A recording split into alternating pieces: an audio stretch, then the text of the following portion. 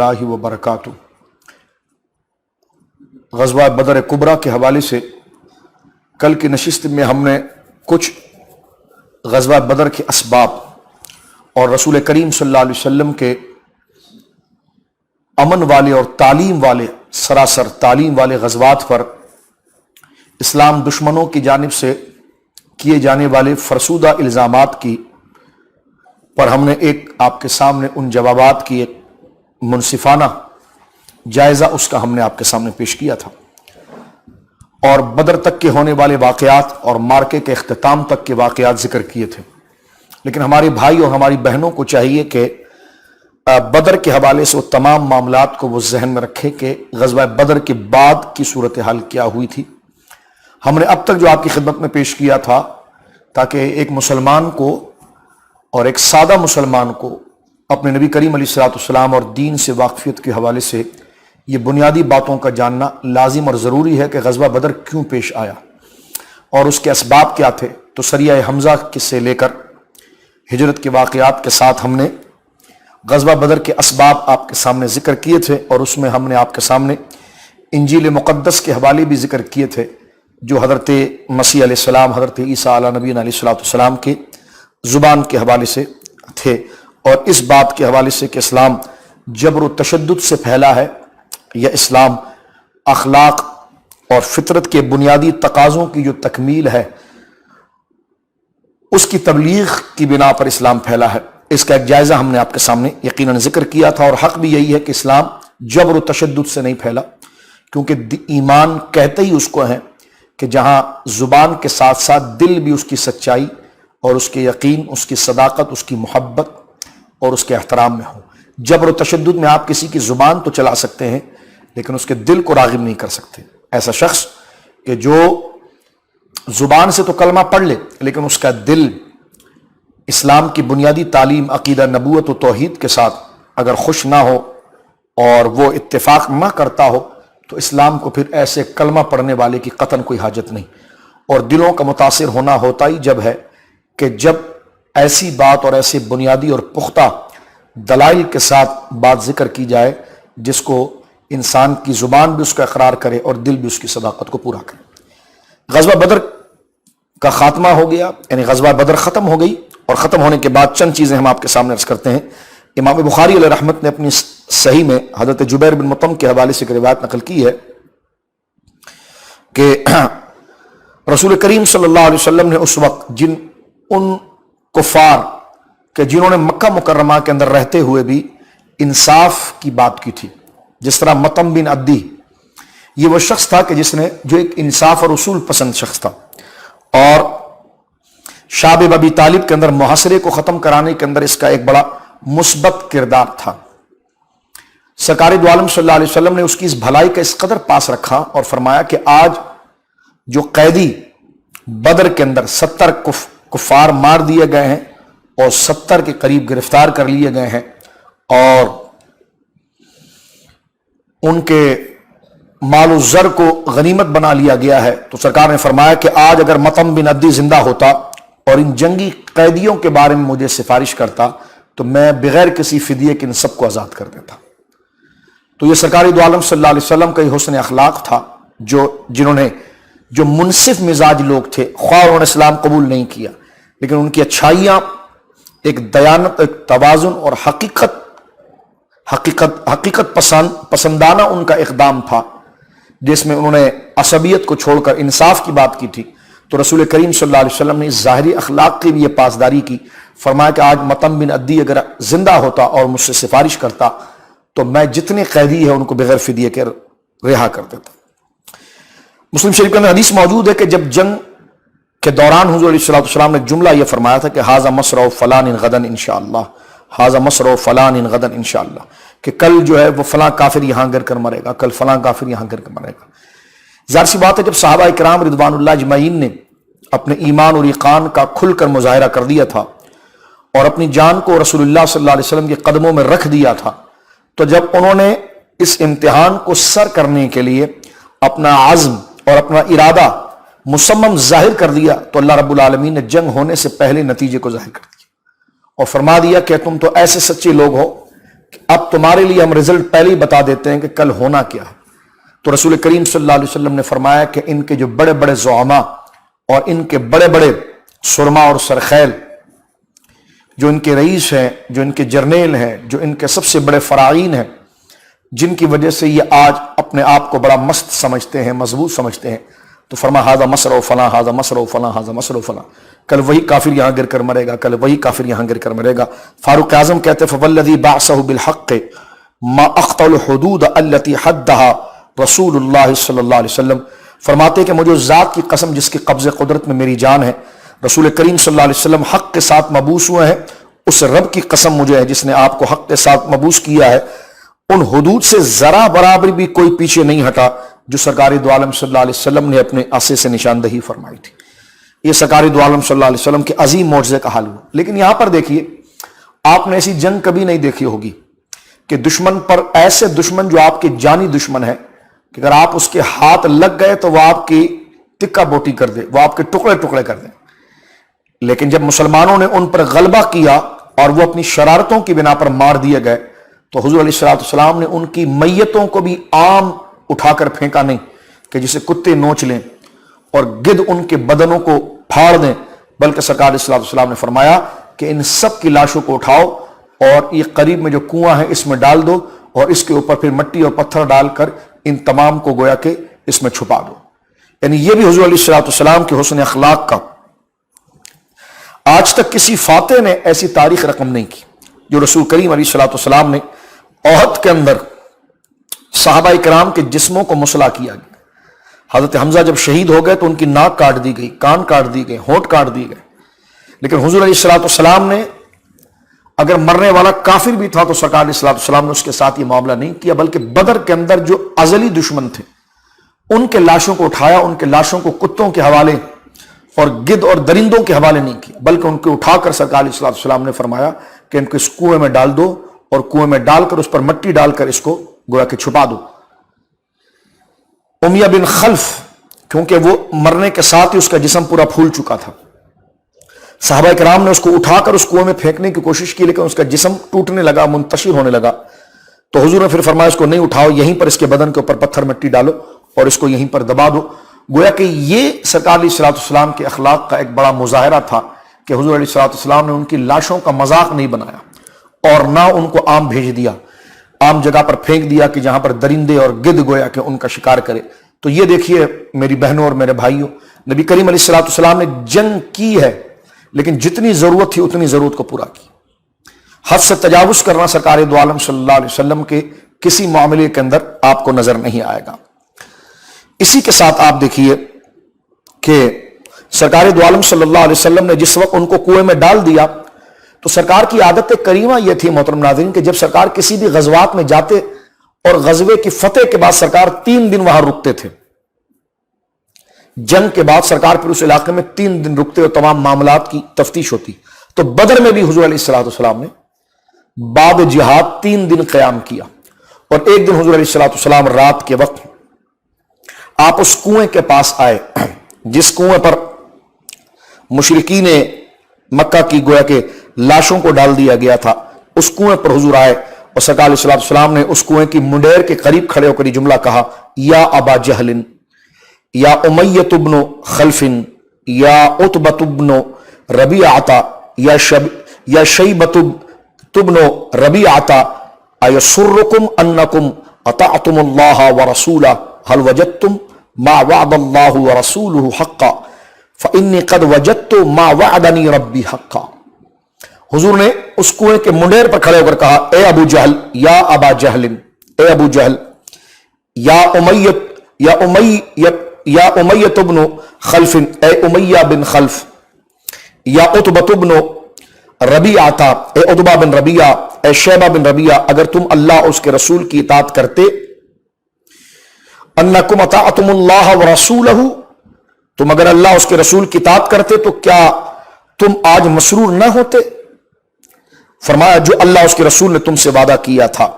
فرمایا انی قد وجدت ما وعدنی ربی، میرے ساتھ تو میرے رب نے جو وعدہ کیا تھا اس نے وہ سچ کر دکھایا۔ سرکار علیہ السلام نے کنویں کے اس منڈیر پر کھڑے ہو کر ان سے ہم کلام ہوئے۔ اس وقت صحابہ کرام رضوان اللہ اجمعین میں حضرت عمر رضی اللہ تعالی عنہ آگے بڑھے اور کہنے کہ حضور یہ 3 دن کے مرے ہوئے کافر جن کے ساتھ حضور آپ مخاطب ہو رہے ہیں، یا رسول اللہ بے روح جسم ہے جو گفتگو بھی نہیں کر سکتے، اور یا رسول اللہ آپ یہ کر رہے ہیں۔ سرکار نے فرمایا ما انتم باسمع لما اقول منهم انهم الان يسمعون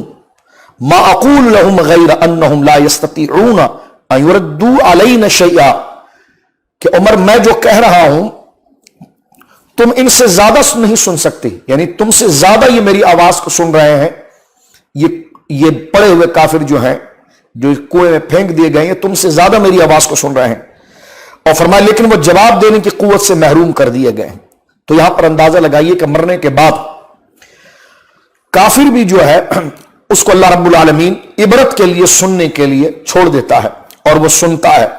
تو یقیناً مسلمانوں کی قبروں اور ان کی میتوں کو بھی اللہ رب العالمین ان کے عزیز و اقارب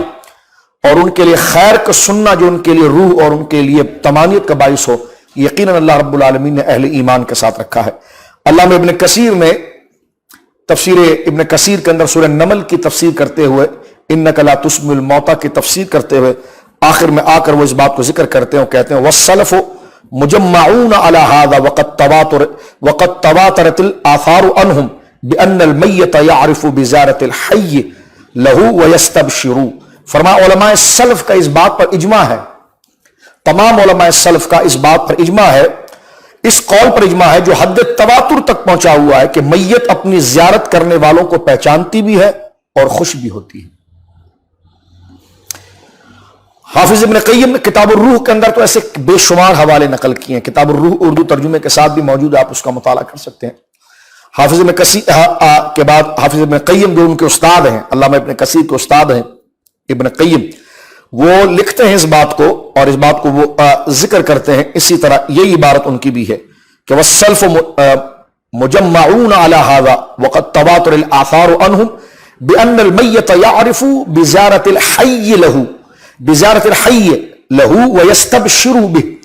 کہا یعنی سلف کا اس بات پر اجماع ہے سماع موتا پر کہ مردے سنتے ہیں، اور ان سے ایسی روایات مروی ہے جو حد تواتر تک پہنچی ہے جس کا انکار نہیں کیا جا سکتا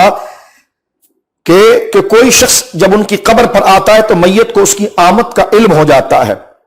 اس کی زیارت کا بأن المیت یعرف بزیارت الحی لہ،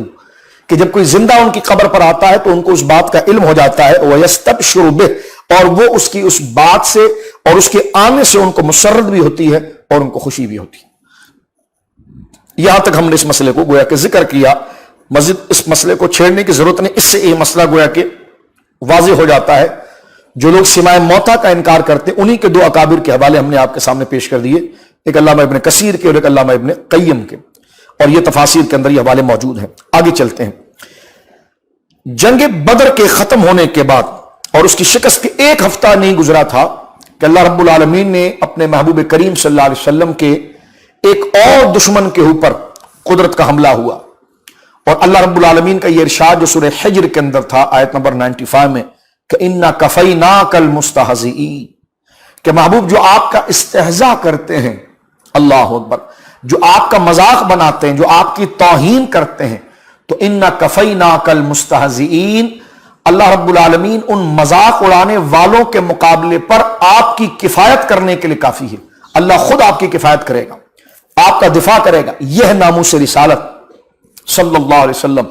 ناموس کہا جاتا ہے عزت کو،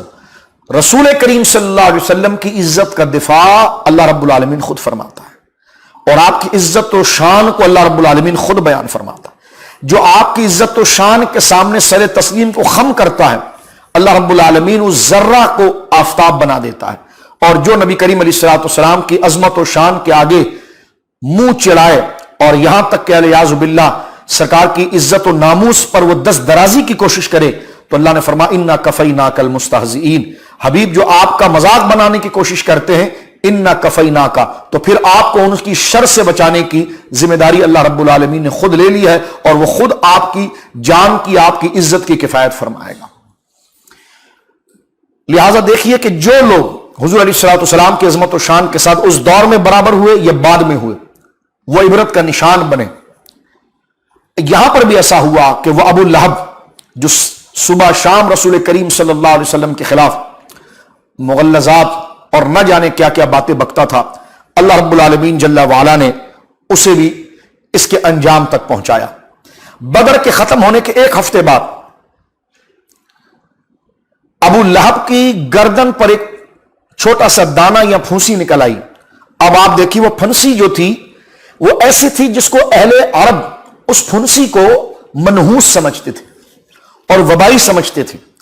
اور وہ جب ابو لہب کی گردن پر نکل آئی وہ اتنی بڑھتی چلی گئی کہ اس کے بچے خود اس کو منحوس جان کر اس کو بند کمرے میں چھوڑ کر بھاگ گئے۔ ابھی قریش کے سرداروں میں سے، اور قرآن نے کہا تھا تبت یدا ابی لہب و تب،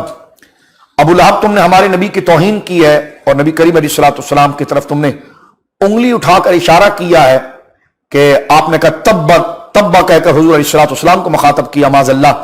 تو اللہ نے اسی لفظ کے ساتھ جواب دیا تبت یدا، تیرے ہاتھ برباد ہو جائیں، تبت یدا ابی لہب و تبا، برباد ہو جائیں ابو لہب کے ہاتھ، اور وہ برباد ہو گیا اور وہ ذلیل ہوا۔ آپ دیکھیے کہ بدر کو ختم ہونے کے ٹھیک ایک ہفتے کے بعد وہ اس مرض میں مبتلا ہوا اور اس کے بچے خود اس کو چھوڑ کر وہاں سے بھاگ گئے، اور یہاں تک کہ وہ پھنسی جو تھی اور وہ دانہ جو تھا جس کو خود اہل عرب منحوس سمجھتے تھے، تو وہ اتنا بڑا کہ ابو لہب اسی مرض کے اندر اسی گھر کے اندر مر گیا۔ اتنی ذلت کی موت اس کی ہوئی۔ سرکار علیہ الصلوۃ والسلام کی بے ادبی انا کفیناک المستہزئین کا مظاہرہ ہوا۔ دیگر اور دشمنوں کو بھی اللہ رب العالمین نے اسی طرح عبرت کا نشان بنایا ہے۔ اب آپ دیکھیے کہ اب وہ لاش پڑی ایک دن، 2 دن، 3 دن ہو گیا تو بدبو مارنے لگی اور پورے محلے میں تعفن پھیل گیا، بدبو پھیل گئی۔ لوگوں نے اس کے بیٹوں کو لعنت دلائی اور اس کو گویا کہ ڈانٹ ڈپٹ کی، کہا کہ اس کو اٹھاؤ، اس کو کچھ تو کرو، تمہارا باپ تھا، اب کون جائے وہاں پر؟ انہوں نے کہا ہم جائیں گے تو ہمیں بیماری لگ جائے گی۔ کسی طریقے سے انہوں نے کرائے کے ٹٹو لیے یا خود کیا اور ڈنڈوں سے گویا کہ اس کے جسم کو دھکیلتے ہوئے ایک گڑھے کے اندر ڈال دیا، اور ایک روایت میں آتا ہے کہ اس کو ایک دیوار کے پیچھے کھڑا کر دیا اور دیوار کے پیچھے اس کو پھنسا کر اوپر سے پتھر پھینکتے رہے، اتنے پتھر اس کے اوپر پھینکے کہ وہ پورے اپنے قد کے ساتھ اس کے اندر وہ دفن ہو گیا۔ تو اللہ رب العالمین جل وعلا کا دوسرا وعدہ نبی کریم علیہ الصلوۃ والسلام کے ساتھ پورا ہو۔ میں یہاں پر ایک غلط فہمی دور کرنا چاہتا ہوں۔ میں ایک دن میں خود نماز میں ایک دفعہ مغرب کی نماز میں تبت یدا پڑھ رہا تھا، تو ایک سفید داڑھی والا میرے پاس شخص آیا، کہنے لگا آپ یہ تبت یدا نہ پڑھا کریں۔ میں نے کہا یہ تبت یدا پڑھنے سے آپ کو کیا تکلیف ہو رہی ہے؟ کہنے لگا نہیں وہ حضور کے رشتے میں تھے، معاذ اللہ، وہ حضور کے رشتے میں تھے، آپ نہ پڑھیں اس سے حضور کو تکلیف ہوتی ہے۔ تو میں نے کہا یہ غلو غیر حق کرنے کی تمہیں کیا ضرورت ہے؟ یہ جتنے تفضیلی ملا ہیں نا، اور یہ جتنے تفضیلی ہیں، جہاں پر ان کو پیار دکھانا وہاں سے بالکل فارغ ہیں، اور جس سے دل سے بغض رکھنا ہے ان کے لیے رحم آ رہا ہے۔ مجھ سے کہنے کہ ابو لہب کو نہ پڑھا کریں۔ میں نے کہا حضور علیہ الصلوۃ والسلام نے اپنی زندگی میں سب سے پہلے اگر کسی کو دعائے ضرر دی ہے نا، اور خدا یہ کہا ہے کہ خدا تیری اولاد پر اپنے کتوں میں سے کوئی کتا مسلط کرے، تو یہ جملہ حضور نے ابو لہب کے بچوں کے لیے کہا تھا۔ تو اس قسم کی بیجا بھونڈا ذہن بھی نہیں بنانا چاہیے، کیونکہ محبت کا مرکز حضور کی ذات ہے۔ رشتہ داری اس وقت معتبر ہوتی ہے کہ جب اس نے حضور علیہ الصلوۃ والسلام کا ساتھ دیا ہو، سرکار کے ساتھ وفا نبھائی ہو، سرکار کے ساتھ وفاداری کی ہو۔ تو آپ ہمیں کیا روک رہے ہیں؟ اللہ رب العالمین نے کہہ دیا برباد ہو جائے تو، اور پوری سورت اس کے نام پر اتار دی ہے، تو کہتے جی آپ نہیں پڑھنا، آپ یہ نہ پڑھا کریں، اس سے حضور علیہ الصلوۃ والسلام کو تکلیف ہوگی۔ میں نے کہا من کذب علی متعمدا فلیتبوأ مقعدہ من النار، حضور نے فرمایا جو مجھ پر جھوٹ باندھے اس کا ٹھکانہ جہنم ہے۔ تو لہذا ایسی حرکتوں سے توبہ کرنا چاہیے۔ ہاں آپ کو تعریف کرنی ہے تو پھر سید الشہداء حضرت امیر حمزہ کی تعریف کریں، آپ کو تعریف کرنی ہے تو حضرت عباس ابن ابی مطلب رضی اللہ عنہما کی تعریف کریں، سرکار شیر خدا اسد اللہ الغالب مولا مرتضیٰ کی تعریف کریں، ہمارے آقا مجتبیٰ کی تعریف کریں، امام حسین مجتبیٰ کی تعریف کریں، خیر النساء العالمین سیدہ بطول زہرا کی تعریف کریں، سیدہ زینب بنت رسول اللہ کی تعریف کریں، رقیہ بنت رسول اللہ کی تعریف کریں، ام کلثوم بنت رسول اللہ کی تعریف کریں، سرکار کے بیٹوں کی تعریف کریں کہ جنہوں نے حضور کے ساتھ اس عہد کو نبھایا صلی اللہ علیہ وسلم ورضوان اللہ اجمعین۔ یہ گویا کہ ذہن میں مسئلہ میرے آ گیا ابو لہب کی اس موت کے حوالے سے، تو میں نے آپ کے سامنے بات کی۔ نعوذ باللہ العظیم، اللہ رب العالمین بے ادبی سے اور بے ادبوں سے ہم تمام کو اللہ رب العالمین جل وعلا محفوظ فرمائے۔ جس وقت کل بھی میں نے مختصراً ذکر کیا تھا کہ جس وقت بدر کا یہ معاملہ ختم ہو گیا تو اہل مدینہ کی مژدہ سنانے کے لیے حضور علیہ الصلوۃ والسلام نے حضرت زید بن حارثہ اور حضرت عبداللہ بن رواحہ کو ارشاد فرمایا کہ وہ آگے چلے جائیں اور اہل مدینہ کو اسلام کی فتح و ظفر کی خوشخبری سنائیں۔ یہ جو فتح و ظفر ہے، اور آج رسول اللہ جو مظفر ہو کر آ رہے ہیں، اور یہ پورا لشکر جو ایک مظفر اور فتح و ظفر ہو کر آ رہا ہے، تو آپ جائیے اور پہلے جا کر یہ کامیابی کی، فتح کی بشارت، اور یہ لشکر مظفر جو ہے اس کی بشارت، فتح و ظفر کی بشارت کے لیے آپ آگے جائیے۔ تو حضرت سیدنا عبداللہ بن رواحہ رضی اللہ تعالی عنہ اور حضرت سیدنا زید بن حارثہ جو حضور علیہ الصلوۃ والسلام کے خادم خاص ہیں، حضور علیہ الصلوۃ والسلام کی اونٹنی دی گئی کہ آپ جائیے اور جا کر آپ مدینے کے اندر پہلے اعلان کیجئے۔ میں نے ابھی آپ کی خدمت میں عرض کیا کہ سرکار جب کسی غزوے سے فارغ ہوتے تو اس جگہ 3 دن رکتے تھے، تاکہ جو کفار کی لاشیں، جس طرح میں نے آپ کو بتایا، دیکھیں عدل کا نظام، ان کو ایسی کتے اور جانوروں کے حوالے نہیں کیا، بلکہ باقاعدہ طور پر ایک گڑھے میں ڈال کر اس پر مٹی ڈال دی گئی۔ تو سرکار علیہ الصلوۃ والسلام نے میتوں کی بہرمتی نہیں کی، دشمنی جہاں تک نبھانی تھی وہ حضور نے نبھائی، اور جو طریقہ امن کا وہ دشمنی نہیں تھی، وہ ایک تعلیم تھا، لیکن لاشوں کو جلا دینا، ان کو مسلح کرنا، یہ سرکار دو عالم صلی اللہ علیہ وسلم نے کبھی روا نہ رکھا۔ اس وقت کچھ صحابہ کرام ایسے تھے جن کو حضور نے اپنی مرضی سے، 8 کے قریب صحابہ ایسے ہیں جن کو حضور علیہ الصلوۃ والسلام نے اپنی مرضی سے مدینہ منورہ میں چھوڑا تھا۔ اس میں حضرت عثمان غنی ذو النورین رضی اللہ تعالیٰ تھے، کیونکہ سرکار علیہ الصلوۃ والسلام کی شہزادی سیدہ رقیہ جو ہیں وہ اس وقت علیل تھی، اور ایسی طبیعت کی طرف وہ مائل ہوئی کہ ان کا جان برلب ہونا اب نظر نہیں آتا تھا۔ حضور علیہ الصلوۃ والسلام نے حضرت عثمان سے کہا کہ تم یہیں پر رہو، بلکہ وہ 8 کے 8 کو حضور نے مال غنیمت دیا تھا، کیونکہ وہ حکماً بدر کے اندر شامل تھے۔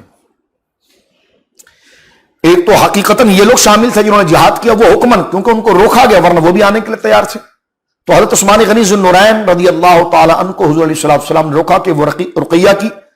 تیمارداری کریں، اور حضرت عثمان کی خدمت کے لیے حضرت اسامہ بن زید کو رکھا جو زید بن حارثہ کے بیٹے تھے۔ فرمایا یہ تم اس خدمت میں رہو۔ حضرت زید بن حارثہ اور عبداللہ بن رواحہ کہتے ہیں کہ جس وقت ہم مدینے میں داخل ہوئے تو ہم نے جنت البقیع، کیونکہ ظاہر سی بات ہے وہ ایک روشن جگہ تھی، سامنے شہر کے ساتھ قبرستان تھا، ہم نے اس میں ایک ہجوم دیکھا، تو ہم نے لوگوں سے پوچھا آج بقیع کے اندر اتنا رش کیوں ہے، اتنے لوگ کیوں ہیں؟ تو یہ غمناک خبر لوگوں نے سنائی کہ سرکار دو عالم صلی اللہ علیہ وسلم کی لخت جگر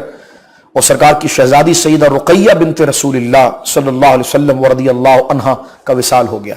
اور آپ کی گویا کہ تدفین کی جا رہی ہے۔ یہ اس وقت ہوا کہ جب سرکار دو عالم صلی اللہ علیہ وسلم بدر کے اندر موجود تھے۔ حضرت زید بن حارثہ جب تشریف لائے تو آپ نے یہ اعلان فرما دیا کہ قتل ابو جہل الفاسق، قتل ابو جہل الفاسق، اعلان سن لو، کیونکہ ظاہر سی بات ہے ابو جہل کا نام نشان تھا، سمبل تھا شیطان کا، ایک علامت تھی شیطنت کی اور دہشت کی، اس کی ناک پر مکھی بیٹھ جائے یہ گوارا نہیں کرتا تھا۔ تو بڑے زور سے حضرت عبداللہ بن رواحہ اور حضرت سیدنا زید بن حارثہ نے اعلان کیا کہ ابو جہل فاسق مار دیا گیا۔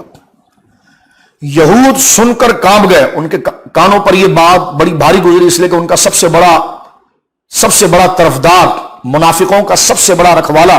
ابو جہل تھا، وہ مار دیا گیا۔ وہ کہنے لگے بھائی چھوڑو یہ باتیں، یہ جو بات کر رہا ہے نا، تو وَهَذَا النَّاقَةُ نَعْرِفُهَا وَهَذَا زَيْدٌ لَا يَدْرِي ما يقول من الرعب وجاء فلاطن، کہنے کہ یہ اونٹنی جو حضور کی ہے وہ تو ہم مان رہے ہیں کہ یہ حضور کی ہے، لیکن یہ جو زید بات کر رہا ہے نا ہمیں سمجھ میں نہیں آتی۔ ابو جہل کو یہ مسلمان کس طرح، دیکھو ہم خود مسلمان تو ہیں، یعنی تھے منافق نا، تو وہ رکھ کے ذرا 50-50 بات کرتے ہیں، جیسا مارکیٹ کے اندر کوئی شانے قسم کے لوگ ہوتے ہیں کہ جو حق مسئلے کو نپٹانے کے لیے اپنے نہیں، ہم بات تو ٹھیک ہے لیکن یہ بھی بات ٹھیک ہے۔ صحابہ ایسے نہیں تھے، وہ کہتے ہیں پورا ٹھیک یا پورا نہیں ٹھیک۔ تو یہودی اور منافقوں کی اس عادت سے عبرت بھی لینی چاہیے۔ تو گویا کہ یہودیوں اور منافقوں نے کہا کہ دیکھو بات تو ٹھیک ہے کہ یہ اونٹنی جو ہے سرکار علیہ الصلوۃ والسلام کی ہے، لیکن یہ بات ہمارے عقل میں نہیں آتی۔ اب یہ کھل کر اپنے کفر کا اظہار نہیں کرتے ورنہ پکڑائی دے دیں گے کہ یہ کیسے ہو سکتا ہے کہ جناب ہمارے لوگ جو گئے ان کے پاس تو کوئی اتنے اوزار، ہتھیار، عسکری اسباب، آلات نہیں تھے، حربی آلات نہیں تھے جنگ کے، اور اتنا بڑا لشکر ان پر غالب آنا تھا، تو یہ ان پر کیسے غالب آ گئے، یہ بات سمجھ میں نہیں آتی۔ تو وہ کہنے لگے کہ جناب وجاء فلم، یہ تو خود لگتا ہے زید بن حارثہ اور عبداللہ بن رواحہ وہاں ایسی بھگدڑ مچ گئی ہے، دونوں بھاگ نکل آئے ہیں۔ انہوں نے فرمایا اللہ کے دشمنوں کان کھول کے سن لو، 2 دن مزید رک جاؤ، رسول کریم صلی اللہ علیہ وسلم خود تشریف فرما ہوں گے مدینہ منورہ میں اور لوگوں کو یہ بات واضح ہو جائے گی۔ اتنا بڑا پروپیگنڈا تھا یہ کہ حضرت اسامہ اپنے والد کے پاس خود گئے، زید بن حارثہ کے پاس، کہنے لگے ابو جو آپ کہہ رہے ہیں تو ہوش میں کہہ رہے ہیں؟ انہوں نے فرمایا بیٹا میں اللہ کے، یعنی آپ اس بات کو سمجھ سکتے ہیں کہ ایک انہونی ہونی ہو گئی، اللہ کی مدد ایسی آئی اور کفر کا اب آپ سمجھ سکتے ہیں کہ کفار کو کتنا گھمنڈ تھا اور ان کے دشمنوں کو کتنا اعتماد تھا۔ اللہ رب العالمین نے جو فرمایا کہ میں مردوں سے زندوں کو پیدا کرتا ہوں، زندوں سے مردوں کو پیدا، یہ ہار تھی اور ہار کو خدا نے شکست کو گویا کہ اللہ رب العالمین نے جیت میں تبدیل کر دیا، اور ان کی جیت کو اللہ رب العالمین نے ہار میں تبدیل کر دیا۔ صحابہ کرام رضوان اللہ اجمعین کی استقامت اور ان کی جیت کا سب سے بڑا مقصد کیا تھا محترم ناظرین؟ وہ رسول اللہ پر بھروسہ تھا۔ اس دور میں غامدی جیسے چمچے نہیں تھے کہ جو بال کی کھال نکالے اور گویا کہ اطاعت رسول کے جذبے کو پراگندہ کریں، کیونکہ اس وقت صحابہ جل قدر موجود تھے۔ انہوں نے کہا، حضور نے کہا رات تو رات اور دن تو گن۔ یہودی اور قادیانی جس قسم کے لوگوں کو پروموٹ کر رہے ہیں، اس جیسے خناس رکھنے والے ذہن تو ایکسپوز تھے عبداللہ بن ابی کے ساتھ، منافقین تھے، ان کا بعد میں مکمل رگڑا لگایا گیا۔ بدر کے اندر ایسا کوئی کمزور ذہن کا شک نہیں تھا کہ جو آدھا تتر آدھا بٹیر۔ غامدی بھی بیچارہ پریشان ہے کہ چاہے یہودی ہو جائیں یا اسلام ہو جائے، جو امت کے اجماعی نظریات اس کے انکار پر نکل جائیں۔ کبھی پکڑا جائے تو کہتا ہے کہ جناب نہیں میں تو خبر واحد حدیث کو مانتا ہوں، کبھی اس سے الگ سے سوال ہوتا تو کہتا ہاں وہ ایک تاریخی دستاویزات ہیں جس کو آپ روایات کو حدیث کہتے ہیں۔ یعنی جہاں جیسا موقع دیکھا سب چیزیں یوٹیوب پر موجود ہے، اس کے تضاد انشاءاللہ ہم جم کر جب اس طرف آئیں گے اللہ کے فضل سے تو اس کے دانت کھٹے کریں گے، جس منافقت کے ساتھ یہ شخص لوگوں کے عقیدے کو متزلزل کرتا ہے اور اجماع امت کو نقصان پہنچانے کی کوشش کرتا ہے۔ تجھے کس نے اختیار دیا ہے کہ تو رسول اللہ صلی اللہ علیہ وسلم کی کہ روایات کو تاریخی دستاویزات جیسے لفظ کے ساتھ کہہ کر چھوڑ جائے؟ اسے شریعت اور دین کہنے میں تمہیں کیا موت آتی ہے؟ جب تم اپنے آپ کو خبر واحد والا کہتے ہو تو خبر واحد کی اصطلاح کو جب تم قبول کر لیتے ہو تو کیا خبر واحد سے مسائل کا استنباط نہیں ہوتا؟ وہ مسائل شریعت کا درجہ نہیں رکھتے؟ کہنے لگے یہ رکھتے ہیں، تو میں نے کہا رکھتے ہیں تو پھر اس کو تاریخی دستاویزات تک اس روایت کو کیوں پیش کیا جاتا ہے؟ اس کو یہ کیوں نہیں کہا جاتا کہ حدیث رسول شریعت مطہرہ کا ایک سب سے بڑا ذریعہ ہے اور شریعت کی بڑی دلیل ہے؟ اس لیے کہ شریعت 4 دلیلوں سے ثابت ہوتی ہے، قرآن سے، حدیث سے، اجماع صحابہ سے اور قیاس شرعی تھے۔ تو غامدی جیسے گویا کہ نامراد لوگ، جنہوں نے ایسے لوگ ہر صدی میں برساتی مینڈک کی طرح ابھرتے ہیں اور الحمدللہ حالات کے اعتبار سے یہ کہیں جا کر ایسے دفن ہو جاتے ہیں ان کو پوچھنے والا کوئی نہیں ہوتا۔ غامدی صاحب آپ کیا جڑیں ہلائیں گے؟ آپ کے علمی باپ امین اصلاحی کچھ نہیں کر پایا، آپ کا علمی باپ غلام پرویز کچھ نہیں کر پایا، اور آج بھی الحمدللہ مدرسے آباد ہیں اور حدیث کا غلبہ ہے۔ مسلمان بچہ یہ مانتا ہے کہ حدیث رسول جو ہے وہ شریعت کا درجہ رکھتی ہے۔ اس کو آپ تاریخی دستاویزات، ہم مانتے ہیں کہ وہ تاریخی حقیقت ہے، لیکن تاریخی حقیقت وہ ہے جو زندہ اور جاوید ہے۔ تاریخی حقیقت کا استعارہ ہوتا ہے ماضی کی یادیں، ایک یاد پارینہ، بھلا دینے والی یادیں۔ رسول اللہ کی حدیثیں یاد پارینہ اور گویا کہ بھلا دینے والی حقیقت نہیں، وہ تاریخی دستاویزات نہیں، وہ زندہ جاوید شریعت کا درجہ رکھتی ہے۔ انشاءاللہ ہم اس طرف آئیں گے، لیکن میں آپ کو یہ بتانا چاہتا ہوں مسلمانوں غور کرو کہ بدر کی فتح صرف اس لیے تھی کہ بدر میں وہ لوگ تھے کہ حضور نے جو کہا تسلیم کر دیا۔ اور یہ سعد بن عبادہ، سعد بن معاذ، ان کے خطبات کو اگر آپ پڑھ کر دیکھیں، اور اس قسم کے للو قسم کے جو لوگ آج یہ باتیں کرتے ہیں اور اجماع امت سے ہٹتے ہیں، وَيَتَّبِعْ غَيْرَ سَبِيلِ الْمُؤْمِنِينَ نُوَلِّهِ مَا تَوَلَّى، اللہ فرماتا ہے جو مسلمانوں کے اجماع سے ہٹ کر نکلتا ہے ہم اس کو دھکا مارتے ہیں اس طرف کہ جس کی کوئی حیثیت اور اوقات نہیں۔ کچھ دن کینیڈا کے اندر ابھی ان کا ایک آڈیو کلپ آیا کہ کینیڈا کے ریڈیو پر کسی نے غامدی صاحب کو بٹھایا ہوا، عورت پوچھتی ہے کہ ٹیلی فون آ رہے ہیں کہ آپ ختم نبوت کے منکر ہیں، تو کہتا ہے توبہ توبہ استغفر اللہ، میں تو منکر نہیں ہوں۔ تو میں نے کہا آپ منکر نہیں ہیں، یہ تو آپ اعلان کر رہے ہیں، لیکن لوگوں کا ذہن کیوں بنا کہ آپ ختم نبوت کے منکر ہیں؟ اس لیے کہ آپ قادیانیت کے لیے بات کھل کے کرتے ہیں کہ مرزا غلام احمد قادیانی نے 100 قرآن کی آیتوں میں جو نبوت، ختم نبوت کا بیان ہے، خود آپ کہتے ہیں اپنے کلپ کے اندر کہ نبی پاک کا آخری نبی ہونا قرآن کی 100 آیتوں سے ثابت ہے۔ اور مرزا غلام احمد قادیانی صاحب خود کو نبی کہتے ہیں. تو میں نے کہا جب تم خود مان رہے ہو غامدی اس بات کو کہ 100 قرآن کی آیتوں میں بقول تمہارے وہ کلپ یوٹیوب پر موجود ہے کہ 100 آیتوں سے حضور کا آخری نبی ہونا ثابت ہوتا ہے, تو اگر قادیانی اس کا انکار کرتے ہیں تو کہتے ہیں ہم ان کو کچھ نہیں کہہ سکتے. تو میں نے کہا یہاں تمباکو بیچنے کے لیے درس دے رہے ہو, جب ان آیتوں کے انکار پر تم حکم نہیں لگا سکتے تو تم کہاں سے مذہبی اسکالر بن گئے؟ تمہیں اتھارٹی کیسے؟ تم اصال ثواب پر حکم لگا سکتے ہو, تم حدیث کے مسئلے پر حکم لگا سکتے ہو, تم تراویح کے خلاف بات کر سکتے ہو, تم اصال ثواب کے خلاف بات کر سکتے ہو, تم رسول اللہ کی حیات کے خلاف بات کر سکتے ہو. تم وہاں پر حکم لگا کر کے یہ جاہل ہیں, ان پڑھ ہے. تو خناس آدمی, جب تم اتنی باتوں پر حکم لگا سکتے ہو تو عقیدہ ختم نبوت جو 100 آیتوں سے ثابت ہے, تو جو زبان تم نے اصال ثواب کے لیے استعمال کی اس کے خلاف, تو وہ زبان قادیانی کے لیے استعمال کیوں نہیں کی؟ تو گونگے شیطان اس بات کو سمجھو, تم حکم لگاتے ہو, تم نے لگایا اجماع امت کی ہر شیخ پر تم نے حکم لگایا ہے کہ یہ اصال ثواب کرنے والے یہ بھیجتے ہیں, اس کی کوئی حیثیت نہیں ہے, یہ تو ایسے ہیں. کون؟ یہ تو دیوانوں والی بات ہے کہ قبر کے اندر زندگی مانتے. تو میں نے کہا یہ جملے تم نے قادیانی کے لیے کہے؟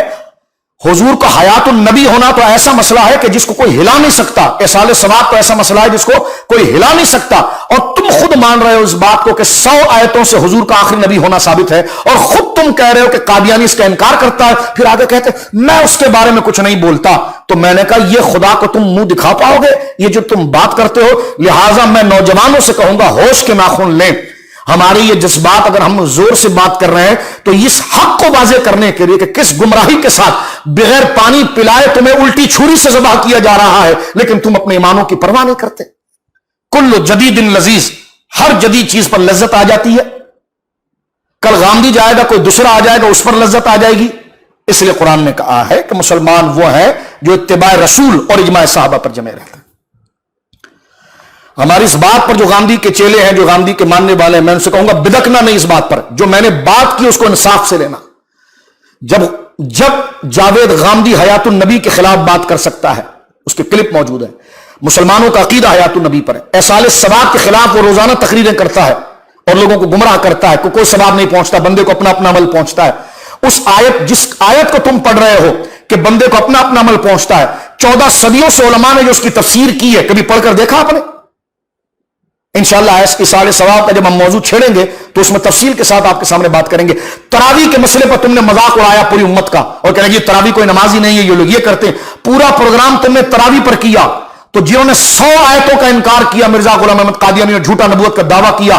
اس کے لیے تم نے سخت جملے کیوں نہیں بولے؟ اس لیے کہ کینیڈا امریکہ میں تم ان کے ٹکڑوں پر چلنے والے, ان کے ایما پر چلنے والے, ان کے ایجنٹ ہو, ان کے سہولت کار ہو, اور امت تم سے سوال کرے گی اس کا.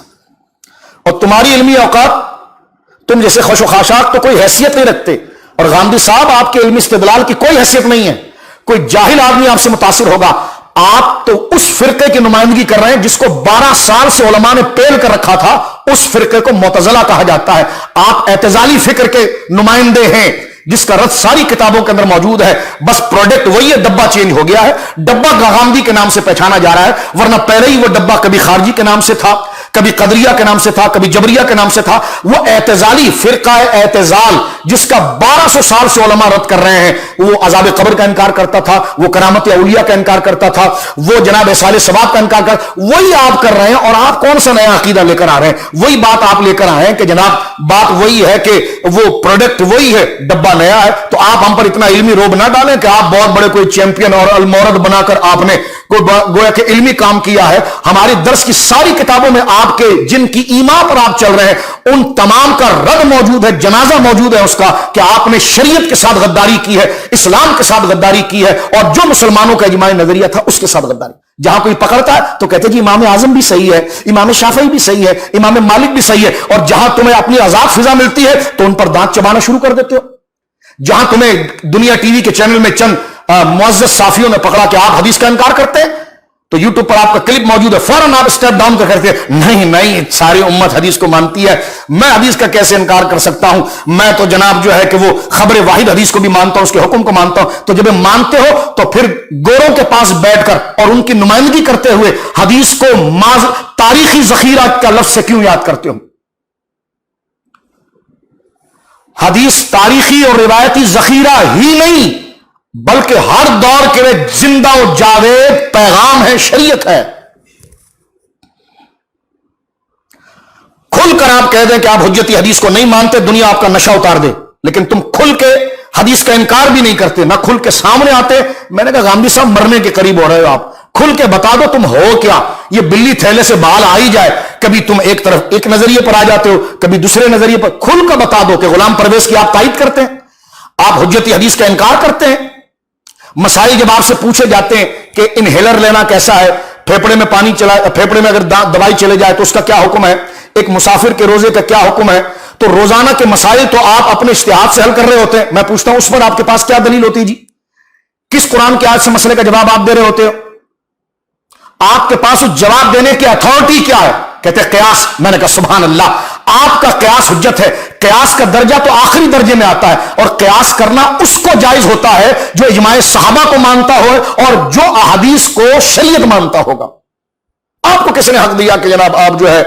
وہ قیاس پر بات کریں؟ آپ کو اجتہاد کا حق کس نے دیا؟ آپ اجتہاد کن اصولوں پر کرتے ہیں؟ کن ائمہ کے بتائے ہوئے پرنسپلز پر کرتے ہیں؟ جن ائمہ کے بتائے ہوئے پرنسپل پر آپ اجتہاد کریں گے، وہ ائمہ تو خود گویا کہ اجماع امت کے قائل ہیں، وہ حدیث کی حجیت کے قائل ہیں، وہ حدیث کو ہمیشہ زندہ و جاوید شریعت ماننے کے قائل ہیں۔ تو آپ کس طرح قیاس کر سکتے؟ جن اصولوں پر آپ اجتہاد کریں گے، کسی چیز کو آپ فرض کہیں گے، واجب کہیں گے، سنت کہیں گے، مستحب کہیں گے، مباح کہیں گے، آپ کے پاس کیا دلیل ہے؟ ایک روایت ہے، وہ واجب کیسے ہو گئی، وہ سنت کیسے ہو گئی، اس کے مراتب کو آپ کیسے طے کریں گے؟ آپ کے پاس کیا شرعی دلیل ہے؟ کیا ریزن ہے کہ آپ کسی شے کو واجب کہتے ہیں، کسی چیز کو مستحب کہتے ہیں، کسی چیز کو مکروہ کہتے ہیں؟ یہ درجہ اور یہ درجہ بندی کو آپ کس طرح تقسیم کرتے ہیں؟ اس کے پیچھے آپ کے پاس اصول کیا ہے؟ جب آپ علماء کو تسلیم ہی نہیں کرتے ہیں تو کس اصول سے آپ شریعت کے مرتبوں کو مرتب کرتے ہیں؟ لہٰذا میں دیکھنے والے سے کہوں گا، جب غامدی کسی چیز کو مستحب یا سنت کہے یا اس کو مباح کہے تو روک کر اس سے پوچھیں کہ کس بات سے آپ نے کیا۔ اگر وہ کہیں گے حدیث سے کیا، تو ہم نے کہا صرف اس حدیث کو قبول کرنے کی آپ کے پاس کیا سند ہے؟ اس مقابلے کی تو اور بھی حدیثیں ہیں، اسی شرائط، اسی ضابطے، اسی مزاج پر تو اور بھی باتیں کی گئی ہیں، اس کو آپ قبول کیوں نہیں کرتے اور صرف اس کو قبول کرتے ہیں؟ سونا جنگل رات اندھیری چھائی بدلی کالی ہے، سونے والوں جاگتے رہنا چوروں کی رکھوالی ہے۔ کس صفائی کے ساتھ مسلمانوں تمہارا کام اتارا جا رہا ہے؟ ہمیں کوئی غرض نہیں ہے کسی سے دشمنی کرنے کی، کوئی پاگل نہیں ہے، لیکن اللہ رسول کو جواب دینا ہے، تو لہذا اس فتنے سے بھی آپ واقف ہو جائیے، اور انشاءاللہ جب تک سانس میں سانس رہے گی ہم آپ کا علمی تعاقب کریں گے۔ ہمیں دیگر معاملات سے فراغت ملے، اور اس موضوع پر کتابیں آ چکی مارکیٹ کے اندر، میں ناظرین سے کہوں گا نیٹ پر کتابیں موجود ہے غامدی کی حقیقت پر، اس کو آپ اٹھا کر پڑھیں تو صحیح۔ کیوں آنکھ بند کر کے ایک طرف نکلتے ہیں آپ؟ کیوں ساری امت کا تسلسل کہ آج سے پہلے 1400 سال تک سارے علماء گمراہ بددین تھے معاذ اللہ؟ غامدی صاحب آپ لائیو پروگرام میں قرآن کی تفسیر کرتے ہیں، آپ کو تفسیر کا حق کس نے دیا؟ کس سورس پر آپ تفسیر کرتے ہیں؟ آپ کا ماخذ کیا ہے؟ آپ لفظوں کا ترجمہ کس وجہ سے کرتے ہیں؟ آپ کسی آیت کی تفسیر جب کرتے ہیں تو اس کی اتھارٹی، اس کا سورس، اس کا ذریعہ کیا ہوتا ہے؟ کس کتاب سے کرتے ہیں؟ اور جس کتاب سے آپ کریں گے تو اس کتاب میں جو ہزاروں اور مسئلے لکھے گئے اسی معیار کے، اس کو قبول کیوں نہیں کرتے؟ ادھر سے کچھ لیا، ادھر سے کچھ لیا، ادھر سے کچھ لیا، ایک مجموعہ بنا دیا، اور جناب جو ہے کہ وہ دین بیزار طبقہ اور قادیانی نواز طبقہ اور لبرل نواز طبقہ آپ کے ساتھ نکل پڑا کہ جناب جی ٹھیک، اور اس کو اس طرح گویا کہ اوپر چڑھائی کے ساتھ بات کر دی جاتی ہے جس کی کوئی اہمیت نہیں۔ اور لبرل قسم کے مالک جیسے جو اینکر فاسق ہیں، وہ اگر آپ کو بنا کر ہیرو بنائیں اور اس مسئلے پر پوچھیں تو ان کو بھی ذرا سوچنا چاہیے کہ وہ کی اولاد ہے اور وہ کس شہر اور کس ملک اور کس نظریے کو ریپرزینٹ کرتے ہیں۔ کیا اس قسم کی بولیاں ہماری کتابوں کے اندر ہے؟ ہمارے بزرگوں کا کبھی تکلم رہا ہے؟ خیر، یہ تمام چیزیں اپنی جگہ پر موجود ہے۔ تو میں یہ کہنا چاہتا ہوں میری بہنوں اور بھائیوں سے کہ ان فتنوں سے واضح رہیے، اور بات میں آپ کے سامنے یہ آگے سارے سوال کا موضوع آئے گا انشاءاللہ۔ ہم بات یہی واضح کر رہے تھے کہ صحابہ کرام کی ترقی کا سب سے بڑا راز یہی اتباع رسول میں آنکھ بند کر لی تھی۔ میں جاوید غامدی سے پوچھتا ہوں، درس قرآن آپ دیتے ہیں، کبھی وہ رفعنا لک ذکرک کی تفسیر بیان کرتے ہیں آپ؟ کبھی آپ سرکار کی شانوں پر پڑھتے ہیں؟ آپ کو پتہ نہیں ربیع الاول میں حضور پیدا ہوئے ہیں؟ کبھی حضور علیہ الصلوۃ والسلام کی شان پر کبھی خطبات پڑھتے ہیں؟ آپ کیا پڑھنا چاہتے ہیں؟ آپ ڈرتے ہیں کہ میں حضور کی عظمت بتاؤں گا تو میرا خود اسٹوڈنٹ مجھ سے پوچھے گا، کیونکہ میری کئی تقریریں اس کے خلاف ہے۔ تو میں نے کہا قرآن کی ایک آیت پڑھتے ہیں آپ، ربیع الاول کا پورا مہینہ گزر جاتا ہے، دیگر اور مہینے گزر جاتے ہیں، سرکار دو عالم صلی اللہ علیہ وسلم کی شان و عظمت پر ایک پروگرام کریں نا آپ، ایک نعت رسول صلی اللہ علیہ وسلم پڑھیں نا آپ، کہ قرآن میں حضور کی شانیں نہیں بیان ہوئی؟ صحابہ کرام حضور کی نعتیں نہیں پڑھتے تھے؟ آپ کیوں نہیں پڑھتے؟ کہتے میں پڑھتا ہوں، میں وہ نہیں پڑھتا۔ میں نے کہا جو نہیں پڑھتے نہ پڑھیں آپ، جس کو نہیں پسند کرتے نہ کریں آج کے کلچر کو آپ، لیکن جو ہے وہ پڑھیں نا آپ، لیکن پڑھیں گے تو کسی دلیل سے پڑھیں گے، اور اس کتاب کے اندر یا اس سند کے ساتھ اگر کچھ اور باتیں بھی سامنے آئے تو آپ کو قبول کرنا پڑے گا۔ لہٰذا یہ جملہ کہنا کہ ہم قادیانیوں کو کافر نہیں سمجھتے، فلاں نہیں سمجھتے، میں نے کہا جو 100 آیتوں کا انکار کرے اس کو لڈو کھلایا جاتا ہے، اس کو وقت کا غوث کہا جاتا ہے معاذ اللہ، اس کو امام کہا جاتا ہے۔ قرآن کی ایک آیت کا انکار کرنے سے بندہ مسلمان نہیں رہتا۔ آپ نے کلپ میں خود بول چکے ہیں کہ 100 آیتیں حضور کے آخری نبی ہونے پر موجود ہیں، لیکن آپ دشمن ہیں صوفیاء کے۔ آپ کی زبان محی الدین ابن عربی کے خلاف تو کینچی کی طرح چلتی ہے، تصوف کے خلاف تو آپ کی زبان کینچی کی طرح چلتی ہے، اور ان کی شتیحات پر بات کرنے کے لیے آپ کی زبان تو کینچی کی طرح چلتی ہے۔ تو آپ کی کیا حیثیت ہے غامدی صاحب، اور آپ کیا ویلیو رکھتے ہیں؟ کیا وہ شتیحات اور علماء جن کو آپ اپنا بزرگ کہتے ہوئے دبے الفاظوں میں کہتے ہیں، ان کی نظروں سے بھی وہ باتیں گزری تھی تو انہوں نے اس کو اسی طرح ایکسپلین کیا تھا جس طرح آج آپ صوفیاء کو کافر ثابت کرنے کی کوشش کرتے ہیں؟ کیا محی الدین ابن عربی پر جو الزامات لگے ہیں کیا وہ حقیقی ہے؟ کیا اس میں تعویلیں نہیں ہیں؟ کیا شتیحات کا مسئلہ نہیں ہے؟ میں کشف کو نہیں مانتا، تو میں نے کہا تم اگر نہ مانو تو اس سے کیا ہوتا ہے، لیکن انشاءاللہ ہم انشاءاللہ علماء نے بھی بات کی ہے، ہم بھی انشاءاللہ العزیز اس درس میں آپ کے تعاقب میں آئیں گے۔ اور جو آپ کہتے ہیں نا میں تو ریڈیو پر کہتے ہیں کہ لوگ مجھے ختم نبوت کا منکر کہتے ہیں، میں تو نبی کے بعد وحی کے بند ہونے کا بھی قائل ہوں، الہام کے بھی بند ہونے کا قائل ہوں، کشف کے بھی بند ہونے کا قائل ہوں۔ میں نے کہا نبھا نہیں سکو گے غامدی صاحب، نبھا نہیں سکو گے اس مسئلے کو، کیونکہ ساری امت ایک طرف کھڑی ہے اس موضوع۔ کشف کی حیثیت شریعت کی تعبیر کے ساتھ دیکھنے کا ہم قائل ہیں، لیکن کشف قیامت تک اہل ایمان کو ہوتا ہے، الہام جاری رہے گا، یہ حضور علیہ السلام کی احادیثوں کا سلسلہ ہے۔ ہاں جو الہام اور کشف قرآن و سنت یا ضروریات دین کے مقابلے پر آئے گا تو آپ کہیں گے اچھا یہ کشف ہے تو دیکھو فلاں کشف کو ہی مانو۔ کیوں مانے کشف کو؟ اتھارٹی قرآن ہے جناب، جو غلط چیز اس کو رد کریں گے، لیکن غلط چیز کو رد کرنے سے مراد نہیں کہ یہ چیز پھر ہوئے گی نہیں، الہام ہوگا، قرآن کے اندر موجود ہے واضح طور پر۔ ان فی ذلک لآیات للمتوسمین، اس میں متوسمین کے لیے ہدایت ہے۔ متوسمین کون ہے؟ رسول اللہ نے فرمایا جامع ترمذی کی حدیث، اتقوا فراست المؤمن فینظر بنور اللہ، اللہ کے ان بندوں سے ڈر کہ جو اللہ کے نور سے دیکھتے ہیں۔ اتقوا فراست المؤمن، مومن کو اس فراست کی آنکھوں سے ڈر جو اللہ کے نور سے دیکھتے، اسی فراست کو تو الہام اور کشف کہا جاتا ہے۔ تو سادہ سے چار سادہ ہماری بہن بھائیوں کو بٹھا کر اور اردو میں انگلیوں کے اشارے سے یوں کر کے بات کر دینا، اور نہ کسی کا آگے کچھ نہ پیچھے کچھ، نہ کوئی دلیل نہ کوئی حوالہ، آپ کہہ رہے ہیں الہام کا میں قائل نہیں، تو جو تو بول رہا ہے وہ الہام ہے کہ جو تو کہتا رہے گا مانتے رہیں گے؟ تو لہٰذا میں ناظرین سے کہتا ہوں اگر آپ اس کی گفتگو کو سننا بھی چاہ رہے ہیں تو امت کے تسلسل سے دیکھیں۔ آپ جو آیتیں پڑھ کر استدلال غامدی کرنے کی کوشش کر رہا ہے تو وہ آیتیں تو آج تھوڑی اتری ہیں، وہ تو 14 صدیوں پہلے اتری ہیں۔ تو امت نے اس کے بارے میں کیا نظریہ، کیا ارادہ رکھا ہے، کیا بات کی ہے، ساری امت کو ٹھکرا کر غامدی کی بات، کیونکہ لوگوں کو بھی ایک خاص قسم کا مزاج ہے کہ ان کو ہمارے علاقے میں کہتے ہیں کہ نوینتا چاہیے، ایک نہیں چاہیے۔ داڑھی والوں سے نفرت ہوئی تو انہوں نے کہا داڑھی منڈوں سے درس قرآن دلواؤ، ٹوپی والوں سے نفرت ہوئی تو انہوں نے کہا ٹوپی کے بغیر، میں نے کہا پھر یہ ٹوپی اور داڑھی تک رہنا، یہ نہ ہو کہ لباس کے بغیر والوں کے پیچھے چلے جاؤ، اتنے بھی نوینتا نہ بن جانا کہ چڈی اور بنین بنا کر کسی کو بٹھا دو کہ اب یہ معاذ اللہ درس دے گا، تو اتنا بھی نہ آئے۔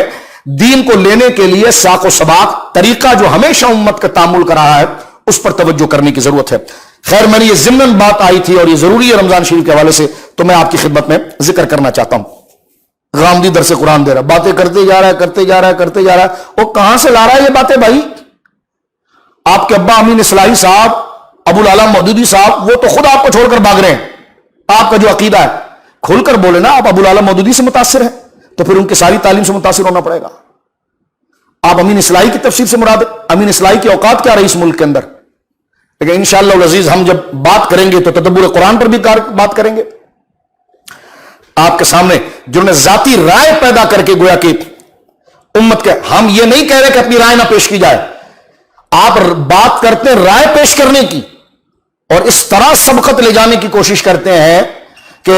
جس طرح کہ جناب آج تک دین کو کسی نے سمجھایا نہیں ہے، اور یہی اس وقت کے بہت بڑے محی السنہ بنے ہوئے ہیں۔ لہذا میں ناظرین سے کہوں گا، یہ تو صرف میں ایک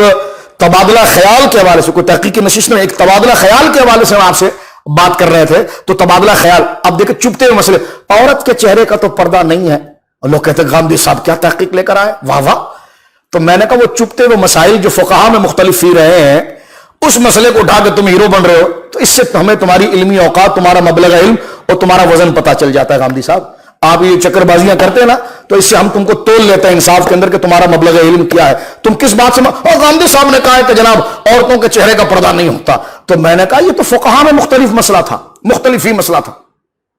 لیکن اس مسئلے میں کبھی اتنی شدت نہیں کی گئی جس طرح غامدی صاحب اس مسئلے کو ایک مسلک بنا کر پیش کر رہے ہیں، ایک مذہب بنا کر پیش کر رہے ہیں۔ واہ واہ، آپ کا ہلکا پن اور آپ کا بچکانا پن آپ کے استدلال سے پتا چلتا ہے کہ جن چیزوں کو آپ مسائل میں چھیڑ کر لوگوں کے سامنے لاتے ہیں، وہ تو فقہا میں ایک اولا اور غیر اولا کا مسئلہ جاری ہوتا ہے، اس مسئلے کو اٹھا کر ایک بیان مسئلے کے بجائے اس کو آپ اپنا مسلک بناتے ہیں، لوگوں کو اس پر تیار کرتے ہیں، اور سوشل میڈیا پر پھر ایک جنگ لگ جاتی ہے۔ تو لہٰذا ناظرین کو چاہیے کہ وہ اہل علم کی طرف رہ کر اس بات پر توجہ کریں، میرا کام تو صرف آپ کو متنبع کرنا۔ اب آئیے میرے دوستو بزرگوں، اس بات کی اختتامی گفتگو کی طرف ہم چل پڑتے ہیں۔ سرکار دو عالم صلی اللہ علیہ وسلم نے جب غزوہ ختم کیا اور آپ تشریف لائے، تو سرکار علیہ الصلوۃ والسلام جب ایک مقام پر پہنچے ہیں، عصر کی نماز آپ نے مقام کاروان اصیل کے مقام پر پڑھی، تو جبریل امین حضور کے پاس آئے۔ اس وقت جبریل امین کے چہرے پر غبار بھی لگا ہوتا راستے کا، اور انہوں نے کہا یا رسول اللہ، میں نے جانا ہے اپنی منزل کی طرف،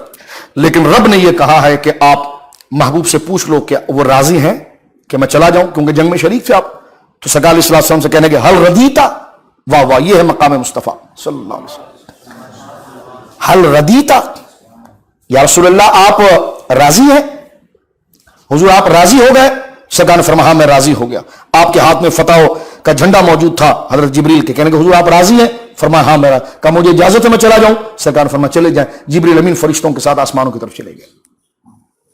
یہ مقام مصطفیٰ، سرکار دو عالم صلی اللہ علیہ وسلم مقام روحا پر آئے، صحابہ کرام وہاں پر پہنچ گئے۔ اللہ اکبر۔ اب بات کو سمیٹتے ہوئے میں، کیونکہ درمیان میں یہ غامدی ٹپک پڑا تو اس کی تھوڑی وضاحت مجھے کرنے کی ضرورت پیش آ گئی، اور یہ لحاظ گویا کہ ضروری ہے۔ روزمرہ لوگ بولتے ہیں آپ کچھ بولیں جی، وہ مرزا کے بارے میں بولیں فلاں، میں نے کہا کوئی اب میں لائیو پروگرام میں جملہ استعمال کروں، کیا بولیں؟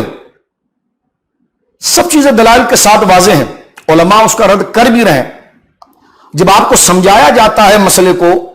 تو اس وقت لوگ سمجھنے سے قاصر ہوتے ہیں، قبول نہیں کرتے، اور ایک نعمتہ بات سامنے آتی تو اس کو لے کر چل پڑتے ہیں۔ لیکن بات ہوگی اصول سے کہ کس اصول کی بنا پر یہ بات کرنا چاہتے ہیں۔ ہم آپ پر مسئلے پر بات نہیں کریں گے، اصول پر بات کریں گے کہ آپ یہ مسائل نکالنے کا آپ کا مزاج کیا ہے، آپ کے پاس سورس کیا ہے، کس سورس سے آپ بات کرتے ہیں، اس سورس پر بات کریں۔ ہمارے نزدیک سورس 4 ہیں، سن لیں، قرآن، سنت، اجماع صحابہ، قیاس، یہ ہماری سورس ہے، پوری امت کی سورس یہ ہے، اسی سے امت مسائل اخذ کرتی ہے، اور اگر آپ اسی پر تیار ہیں تو پھر آپ کا پورا نظام اسی پر پرکھا جائے گا۔ اور ایسا مسئلہ کہ جو اولا اور خلاف اولا ہو، تو دونوں طرف سے عمل جائز ہو، تو اس کو مسلک نہیں بنایا جاتا۔ یہ تو فقہا کے درمیان اجتہادی اختلافات ہوتے رہتے ہیں، اہل سنت کے ائمہ کے درمیان ایک اجتہادی فقہی اختلافات ہوتے رہتے ہیں، فقہی اختلافات کو عقیدے کا مسئلہ نہیں بنایا جاتا۔ اب آئیے میرے دوستو بزرگوں، جب جنگ جاری تھی، اللہ نے کیا فرمایا کہ انا کفیناک المستہزئین، اے محبوب کریم صلی اللہ علیہ وسلم، ہم آپ کے دشمنوں سے آپ کی کفایت کریں گے اور آپ کو بچائیں گے۔ حضرت عبد الرحمن بن عوف کہتے ہیں جنگ کا سلسلہ جاری تھا، میں بات کو یہیں پر سمیٹوں گا، تو کہتے ہیں کہ عبد الرحمن بن عوف کہتے ہیں کہ میں نے دیکھا کہ مجھے دائیں طرف اور بائیں طرف 2 چھوٹے عمر کے انصاری بچے تھے، ایک کا نام معاذ تھا، ایک کا نام معوذ تھا، وہ دونوں بچے تھے۔ وہ کہنے لگے اے عم کریم، ایک چچا جان، یہ ابو جہل کون ہے؟ تو حضرت عبد الرحمن بن عوف کہتے ہیں میں نے سوچا آج اتنی خطرناک جنگ لگی ہے، تو میں تو یہ چاہتا تھا کہ میرے دائیں اور بائیں کوئی مضبوط مرد ہو تاکہ میں محفوظ رہوں، یہ تو دونوں بچے کہ لگے میں سوچ ہی رہا تھا۔ تو آپ نے فرمایا، انہوں نے پوچھا حل تعرف ابا جہل، چچا جان آپ ابو جہل کو جانتے ہیں؟ آپ نے فرمایا تمہیں ابو جہل سے کیا مطلب ہے؟ تو کہتے ہیں ان کا جواب سن کر میں حیران ہوا۔ انہوں نے کہا ہمیں یہ مطلب ہے کہ وہ ہمارے نبی پاک کی توہین کرتا ہے۔ ابو جہل ہمارے نبی پاک، یہ انصاری بچے تھے، ابھی میں ان کا ایک سلسلہ آپ کے سامنے عرض کروں گا کیسے عاشق بچے تھے۔ انہوں نے کہا ہم آپ سے اس لیے پوچھ رہے ہیں کہ ہم قد میں چھوٹے ہیں لیکن چھوڑیں گے نہیں ابو جہل کو، ہمیں آپ صرف بتا دیں وہ بڑے پہلوان ہو، یہ بڑا بہادر ہو، ہم لپکیں گے اس کے اوپر۔ اور یہ جملہ کہا والذی نفسی بیدی، رب کعبہ کی قسم جس کے قبضے قدرت میں ہماری جان ہے، لئن رأیتہ، اگر ہم نے ابو جہل کو دیکھ لیا، لا یفارق سوادی سوادہ، ہمارا بدن اس کے بدن سے ہٹے گا نہیں۔ پھر یہ دو بچے بات کر رہے ہیں، حتی یموت الاعجل منا، یہاں تک کہ ان دونوں میں سے کسی کو جلدی پہلے موت آ جائے، کہ ہم اس کے ساتھ ایسے چمٹیں گے کہ دونوں میں سے جب تک کوئی ایک مرے گا نہیں، اگر ہم مر گئے تو ہم اڑ جائیں گے، وہ مر گیا تو وہ اڑ جائے گا، لیکن ہم اگر اس کو دیکھ لیں گے تو چمٹ جائیں گے۔ عبد الرحمن بن عوف سے کہنے لگے وہ ہمارے نبی پاک کے خلاف بکواس کرتا ہے، کہتے جب میں نے یہ جملہ سنا تو مجھے رشک آیا، اتنے میں ابو جہل آگے پھر رہا تھا اور اپنی صفوں کو درست کر رہا تھا، میں نے ان بچوں سے کہا کہ دیکھو وہ ہے سامنے۔ چھوٹے بچے آگے بڑھ گئے انصار کے، یعنی آپ سمجھے کہ چھوٹی عمر تھی ان کی، وہ آگے بڑھے اور ایک بھائی نے تو خنجر جو تھا وہ اس کی پنڈلی کے اندر گھسیڑا، جیسی پنڈلی میں ڈالا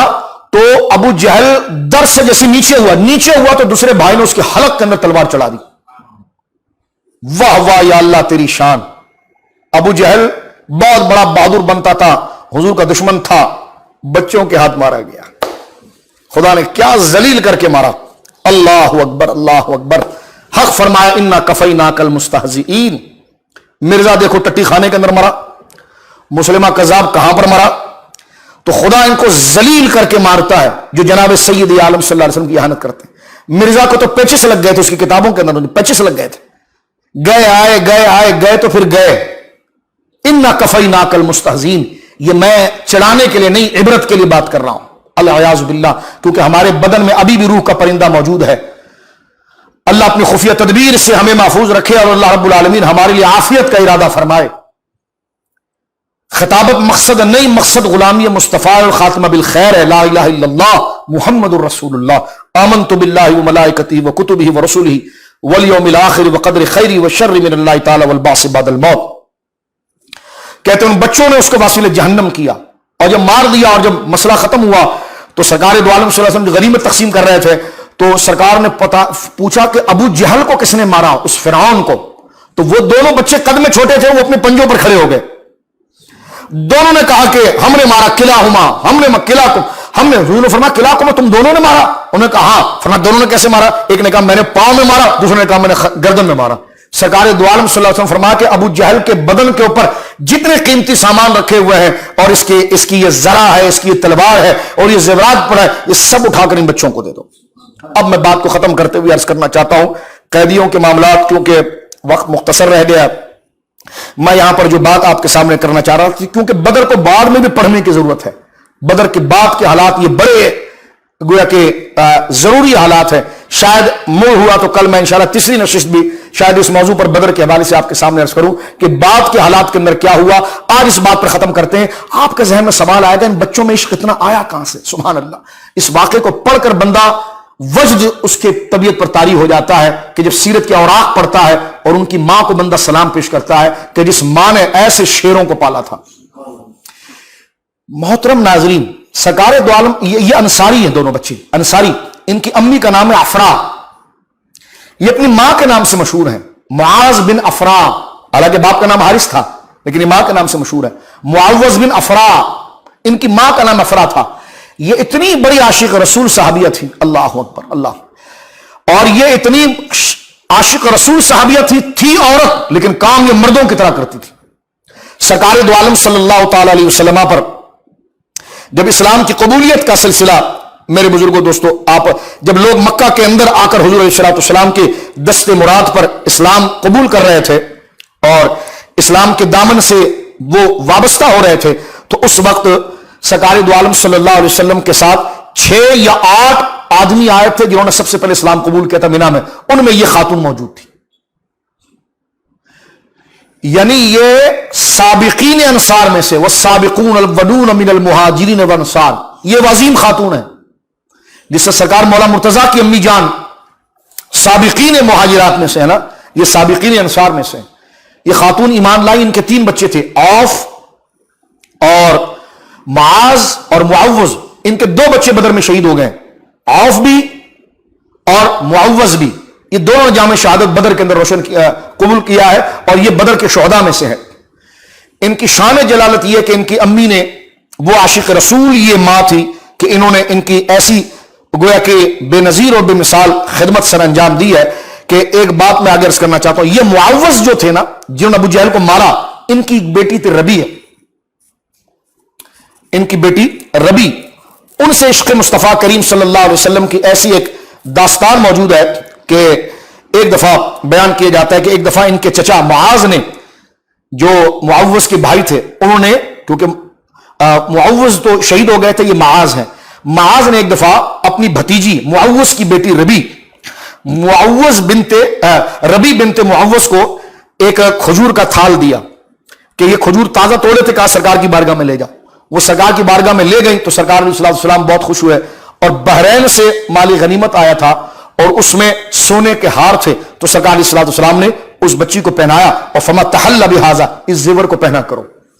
یہ حضور علیہ السلام نے ربیع بن معوذ کو، اس خاتون کو گویا کہ یہ انعام عطا فرمایا تھا. امام بخاری، امام ترمذی نے ایک واقعہ نقل کیا ہے کہ ربیع فرماتی ہیں کہ جس روز میری شادی ہوئی تھی، اللہ اکبر، یہ بچی کہتی ہے کہ جس وقت میری شادی ہوئی، یہ اس باپ کی بیٹی ہے جنہوں نے ابو جہل کو مارا تھا، کہتے میری شادی ہوئی تھی اور شادی کا یہ حال تھا کہ اشعار کے دف بج رہے تھے. بیان کرتی ہے اس وقت سرکار علیہ السلام مجھے دعا دینے میرے گھر آئے تھے. سرکار کریم علیہ السلام دعا دینے میرے گھر آئے تھے. تو اس وقت عمار بن یاسر کے پوتے ابو عبیدہ کہتے ہیں کہ میں نے ربیع سے کہا تم نے تو حضور کو دیکھا ہے؟ کہاں؟ تو کہا صف لی رسول اللہ صلی اللہ علیہ وسلم، مجھے حضور کی صفت تو بیان کرو کہ سرکار دکھتے کیسے تھے. تو سبحان اللہ یہ کہتی ہیں کہ یا بنیا لو رأیتہ لرأیت الشمس طالعۃ، کیونکہ اب تو یہ بڑی عمر کی ہو گئی تھی. عمار بن یاسر کے پوتے پوچھ رہے ہیں تو ربیع اس وقت گویا کہ بڑی عمر کی یعنی بوڑھی ہو چکی تھی. تو یہ اس کو ابو عبیدہ جو حضرت عمار بن یاسر کے پوتے ہیں ان سے کہتی ہیں یا بنیا، اے میرے لاڈلے بیٹے، لو رأیتہ لرأیت الشمس طالعۃ، اگر تم حضور کا دیدار کرتے تو تمہیں یوں لگتا جیسے کوئی آفتاب طلوع ہو رہا ہے. یہ سرکار دو عالم صلی اللہ علیہ وسلم کے وجہ منیر کی شان جلالت تھی. اللہ اکبر. یہ وہ نیک بخت خاتون تھی جو سرکار علیہ السلام کے ساتھ بیت رضوان میں بھی موجود تھی. سرکار کے ساتھ یہ ہر غزوات میں ہوتی تھی، اور کوئی صحابی بیمار ہو جائے اس کو پانی پلانا، اس کی دوائی کرنا، اس کی مرہم پٹی کرنا، یہ سارا کام اللہ اکبر ان کے پاس تھا. اور ابو جہل کی جو ماں تھی اس کا نام اسما ہے، بعد میں وہ مسلمان ہوئی، علماء نے لکھا. لیکن وہ عود جو ہے، عود کا عطر، وہ بڑے کمال کا بیچتی تھی. تو ربیع یہ کہتی ہیں کہ میں اپنی سہیلیوں کے ساتھ جو ہے کہ وہ میں گئی اور میں نے گویا کہ اس سے ابو جہل کی ماں اسما، کیونکہ علامہ ابن حجر وغیرہ کہتے ہیں کہ بعد میں ان کو ایمان نصیب ہو گیا تھا، ان سے عطر خریدا.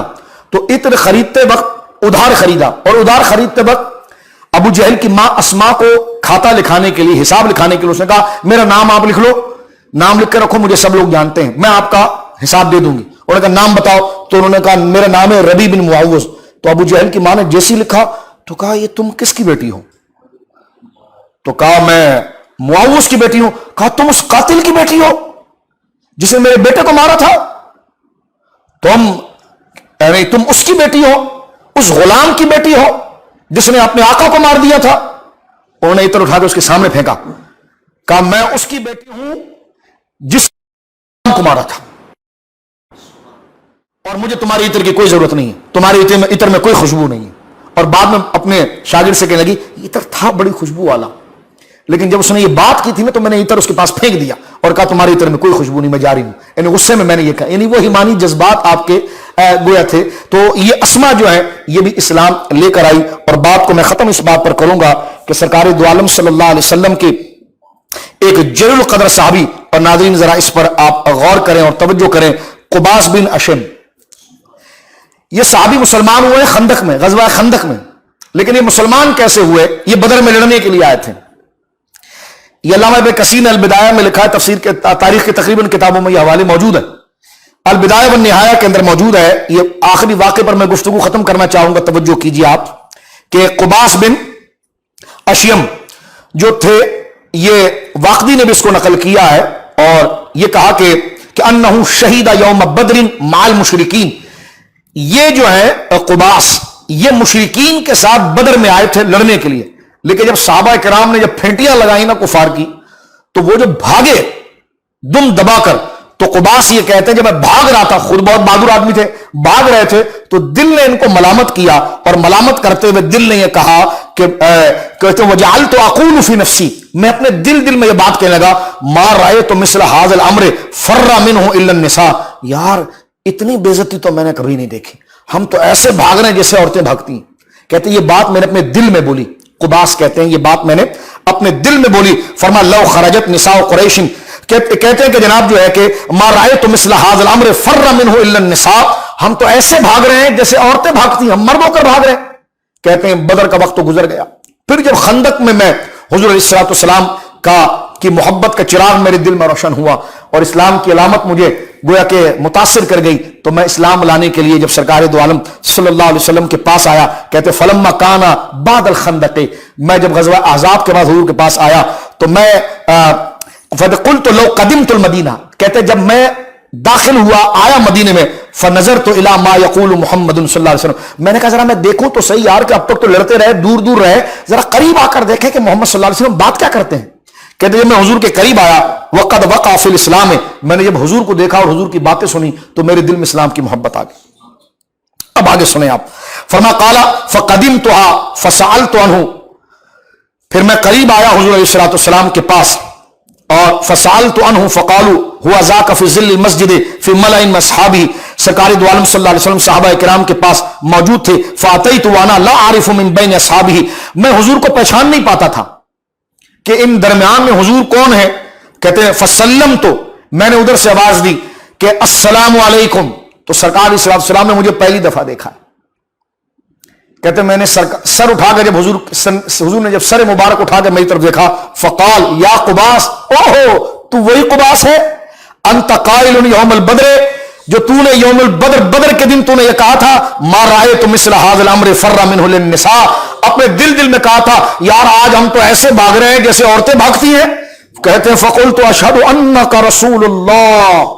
کہتے میں نے گواہی دی کہ آپ اللہ کے رسول ہیں، فإن ھذا الامر ما خرج منی الی احد قط، کہتے میں نے کسی ایک بندے کو بھی اس بات کو ذکر نہیں کیا، ولا تزممت، نہ میں نے کبھی اس بات کو گنگنایا، نہ زبان پر لایا، اور اللہ نے آپ کے سامنے بات واقف کر دی، اور آپ مجھے پہلی دفعہ دیکھ رہے ہیں اور میرے دل کے عزائم کو جان رہے ہیں، اور آپ نے سر مبارک اٹھا کے فرمایا قباس تو وہی ہے نا جو بدر میں بھاگا تھا اور بھاگ کر یہ کہا تھا کہ یار ہم تو ایسے بھاگ رہے ہیں، دل میں تو نے کہا تھا ہم تو ایسے بھاگ رہے ہیں جس طرح عورتیں بھاگتی ہے۔ تو یہ آقا کریم علیہ الصلوۃ والسلام کی شان جلالت ہے کہ اللہ نے اپنے فضل سے نبی مکرم کے سامنے سب کے دلوں کو روشن کر دیا ہے۔ اللہ صحابہ بدر کے صدقے اللہ رب العالمین ہم تمام کی مغفرت فرمائے، اور اللہ رب العالمین دیکھنے والے سننے والے تمام کے درجات کو بلند فرمائے۔ غزوہ بدر کے اندر مسلمانوں کی تعداد 14 تھی ایک قول کے مطابق، جس میں 6 مہاجر تھے اور 8 انصار تھے۔ اللہ اکبر، کل اس پر ہم کچھ بات کریں گے، لیکن آج بات کو ختم کرتے ہوئے 14 بزرگوں کا واسطہ اللہ کی بارگاہ میں پیش کرتے ہیں۔ یا رب العالمین اپنے فضل و کرم سے ہمیں صحابہ کرام رضوان اللہ اجمعین کے تقوی و طہارت کا حصہ عطا فرما، ان کی استقامت کا حصہ عطا فرما، سیدنا محمد رسول اللہ صلی اللہ علیہ وسلم کے وسیلہ جلیلہ سے، اور شہداء بدر سیدنا عبیدہ بن حارث، سیدنا عمیر بن ابی وقاص، سیدنا عمیر بن حمام، سیدنا سعد بن خیثمہ، ذوی الشمائلین، مبشر بن عبد منذر، عاقل بن بکیر، مہجہ، غلام فاروق اعظم، صفوان بن بیضاء، یزید بن حارث، سیدنا رافع بن معلہ، سیدنا حارث بن سراقہ، سیدنا عوف بن افرا، سیدنا معوذ بن افرا رضی اللہ تعالی عنہم وجزاہم اللہ عنا وعن الاسلام خیر الجزاء۔ یا اللہ ان کے صدقے امت مرحومہ پر خاص فضل فرما، بیماروں کو شفاء کاملہ عاجلہ عطا فرما، پریشان حال کی پریشانیوں کو دور فرما، اس وبائی مرض سے ہر شخص کو محفوظ فرما، بے اولادوں کو مولا کریم ان کے نام کے صدقے صاحب اولاد فرما، جن کو اولادیں تو نے دی ہے مولا کریم ان کی آنکھوں کی ٹھنڈک اور دین کا وقار انہیں بنا، مملکت خدا داد پاکستان کی حفاظت فرما، جہاں جہاں مسلمان موجود ہیں تمام کی جان مال عزت و آبرو کی حفاظت فرما۔ اللہم انی اسألک الہدی والتقی والعفاف والغنی یا رب العالمین۔ اللہم انی اسألک العفو والعافیہ فی الدین والدنیا واہلی ومالی واولادی یا رب العالمین۔ یا مقلب القلوب ثبت قلوبنا علی دینک۔ या मुसर्रिफ अलकुलूब सर्रिफ कुलूबना अला ताअतिक व अला इत्तिबाई हबीबिकल करीम अल मुस्तफा। मौला करीम इस दौर के दज्जालों से हमारे ईमानों को महफूज फरमा, जो मिसगाइड करके दजल करते हैं, जो पैसे की लालच में दजल करते हैं, जो लोगों को कहीं की नेशनलिटी, शौहरत, तालीम और स्कॉलरशिप के नाम पर दजल करके उनके ईमानों को लूटते हैं। या अल्लाह हमें और क़यामत तक हमारी औलादों को इन दज्जालों के हाथों पर बिकने से और हिर्स से मौला करीम महफूज फरमा। ज़ुहद हमारी तबीयतों में अता फरमा, क़नाअत अता फरमा। व सल्लल्लाहु अला खैरि खल्क़ि मुहम्मद व आलिहि व सहबिहि अजमईन बिरहमतिका या अरहमर राहिमीन।